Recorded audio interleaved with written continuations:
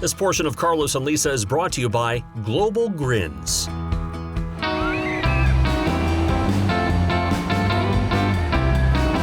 When you look at this magnificently designed space, you might think advertising agency, architectural firm, or even an expansive art studio. Look at the ceiling, it's amazing. But no, the ideas that spawn from this creative space are keeping us safe from infectious waste. We process medical waste and we turn infectious needles into regular trash. Brad Barnes is the founder and CEO of Onsite Waste Technologies in Newport Beach, California. A surfer and serial entrepreneur, Barnes came across an invention he felt would change the medical world and help the environment at the same time. It's called the TE5000, a machine that sits on a countertop where used needles are dropped in and then superheated to remove potential infectious material.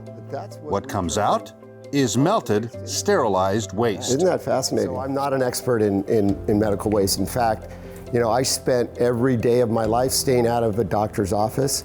I don't like needles, right? And you always see them on the wall, and you never know what happens to them. And the reality is, when you kind of look at what happens to them, that they sit in our landfills and that they go untreated. And so what kind of tugged me was the environmental impact that all of these things are taking a toll. Like you, I'm an ocean guy in the water. I see all kinds of plastic. I see terrible things that go on in the ocean. And so this is really an opportunity for us to do something different. Plus, not only is it more environmentally friendly, but it's a much lower cost and friction for the generator of the waste. So now if I'm generating waste, I've got an easy way to process it and throw it into regular trash. It's a really cool opportunity. Barnes says the process changes the way medical facilities dispose of potentially infectious waste. Right now, most doctors and nurses use needle disposal containers marked with that scary hazardous materials warning label. Those containers are usually collected at the end of the day, placed in a bin, and left for several days until a truck comes to pick it up. It's then hauled away to a disposal site. Barnes says the handling and transit of those used needles poses a threat to public health every step of the way. His machine, he says, cleans it all up at the source. So this is about 200 needles that we process. This is actually interesting. The reason I asked to bring this one, I donated my bone marrow about 3 years ago now, and I got injections every day to prepare my body for increased white blood cell count. And these are the needles that were used that when the nurse came and injected me. And so this is my medical waste, which is really cool, but this is what happens when we process 200 or so needles. They turn into beautiful waste. It does have an artistic quality to it. In fact, a large painting in the office is composed of images from the packs of melted needles. It reminds him of just how important his product is. They've been doing it for 50 years the exact same way.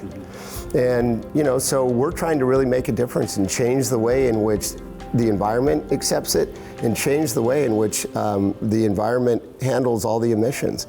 I mean, we have zero emissions, so it's a really interesting alternative, yet we're the only company doing it. We take meetings out on this promenade here all the time. Barnes sees his operation as a people company, making life better for his employees and his beloved Orange County neighbors. He's also mindful of his investors and the future growth of his business in a very competitive marketplace. For me, that local support is really, really important. Just like my employees, I'm a kind of touch and feel guy, and I like to have employees that are in our facility.